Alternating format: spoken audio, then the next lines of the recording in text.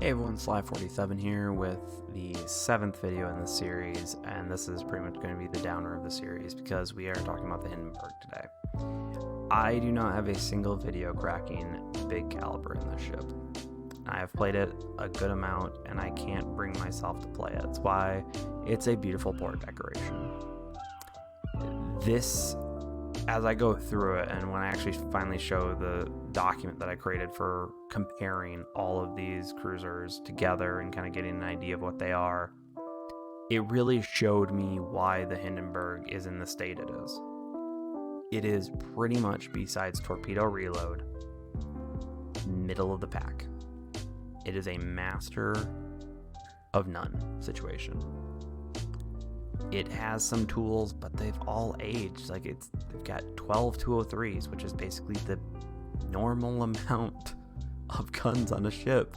Its health is higher than average, but not by much. It doesn't have great armor. Its speed's mediocre. It's actually pretty slow, really. Its turn time's okay. Gun range is 12 kilometers, which isn't spectacular. Reload speed of 10.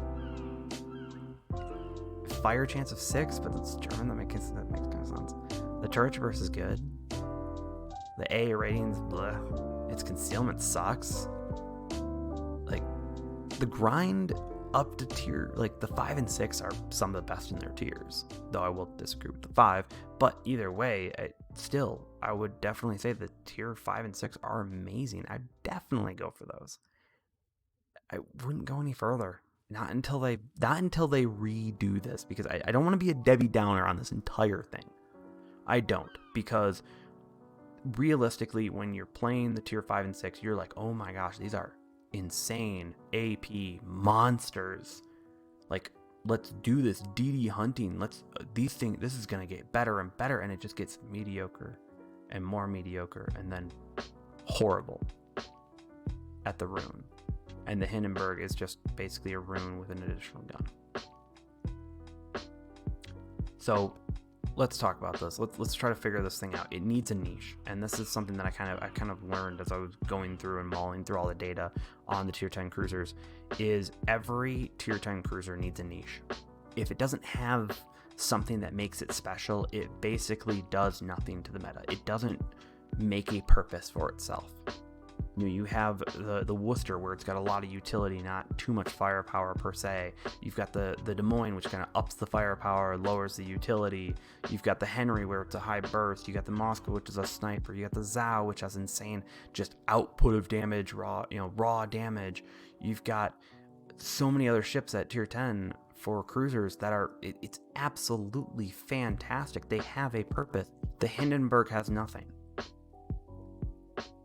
Let's take the Moskva. The Moskva shoots 220s in 10.5 seconds, and these shoot 203s in 10. And it has 3 less kilometers of gun range.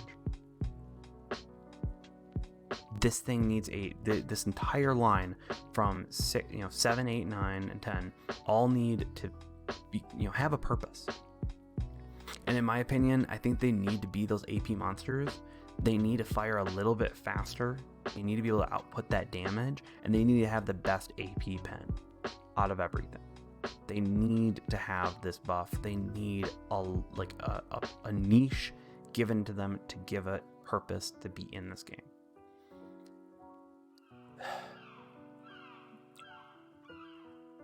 I really don't know what to say. It's a Hindenburg. It's a beautiful port decoration. I would not grind it. I would stay far away from it. It's a beautiful ship. You can put this up without ever having to grind it by just previewing the ship, and that's it. It's really a ship that is showing its age, and I wish they would give it a brand new lease on life, because I feel like it deserves it. It's one of the original cruisers. It used to be very good according to old videos of people who played this game well before I did. So maybe they'll buff it soon, but right now, this, and there's one other ship that I want to get to, are the worst tier 10 cruisers. They just are. And they need buffs. They need not just number buffs, they need a playstyle. They need a niche. They need purpose. So I hope you guys enjoyed the video. Have a good one.